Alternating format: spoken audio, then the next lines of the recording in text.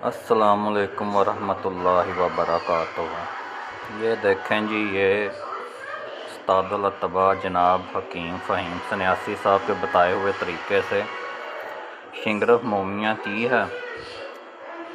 ये नुस्खा उन्होंने बताया था जो बिल्कुल ये देखें मोम की तरह हो गई है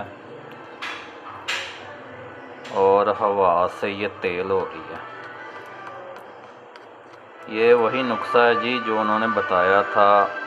इसके 21 अमल लहसुन में किए हैं और 9 अमल तुहम सलारा में किए हैं। बाद में जो उन्होंने तेल बताया था ये उसी तेल में मोम किया।